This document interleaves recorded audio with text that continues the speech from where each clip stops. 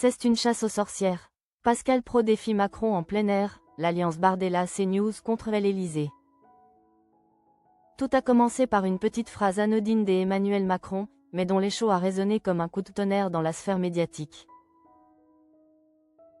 En évoquant l'idée d'un label destiné à certifier les contenus des réseaux sociaux et des sites d'information. Le président a, sans le vouloir, déclenché une véritable tempête politique et médiatique. Loin d'apaiser le débat sur les fake news, cette proposition a immédiatement été perçue par une partie de la droite et de la sphère Bolloré comme une menace existentielle pour la liberté de la presse. CNews et la dénonciation de la dérive autoritaire. L'onde de choc a frappé de plein fouet les plateaux de CNews. Là, les réactions ont été immédiates et virulentes.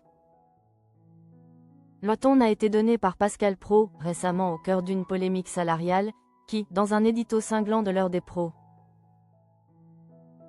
a dénoncé une tentation autoritaire. Il a accusé le chef de l'E-TAT d'être mécontent du traitement médiatique et de vouloir, ni plus ni moins, imposer un récit unique. L'ironie était glaciale. Praud a proposé de baptiser ce nouveau service de communication la Pravda, référence directe à l'organe de propagande soviétique.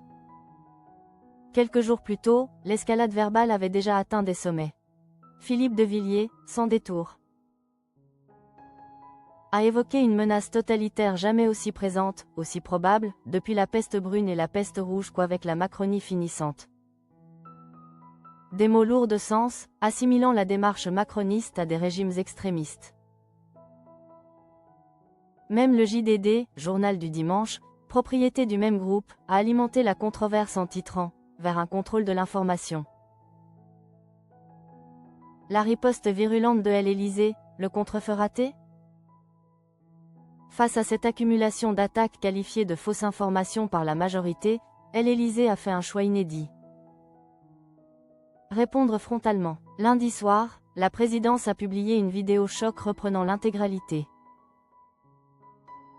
de ses critiques pour les disqualifier publiquement comme étant de la désinformation. Le but était de réaffirmer la position du président, ce n'est pas l'E-TAT qui doit vérifier. Si c'est l'E-TAT qui doit vérifier, là ça devient une dictature. Macron assure vouloir confier cette tâche aux journalistes eux-mêmes, garants de leur déontologie. Pourtant, cette communication très assumée a eu l'effet d'une bombe à fragmentation, provoquant une vague de réactions immédiates et indignées.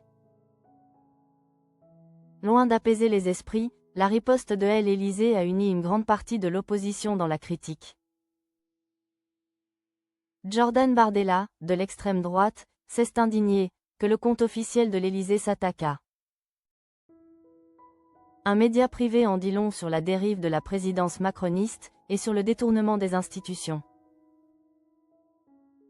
Sarah Knafo, Reconquête, a choisi l'attaque personnelle, NHE accent aigu SITANT pas à citer Staline pour se moquer d'Emmanuel Macron.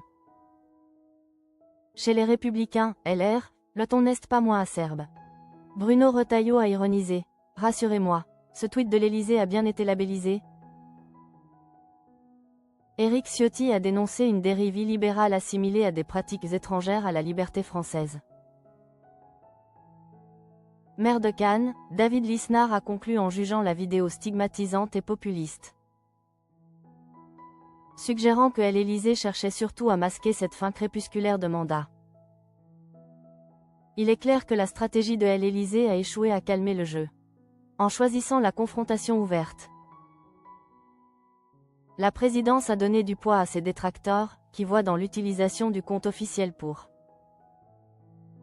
contredire un média privé, la preuve même de la tentation autoritaire qu'il dénonce. La polémique autour du label anti-fake news est désormais transformée en une véritable guerre médiatico-politique, où les accusations de dictature et de manipulation se répondent sans filtre. L'apaisement semble loin. Et le débat sur le contrôle de l'information n'a fait que commencer.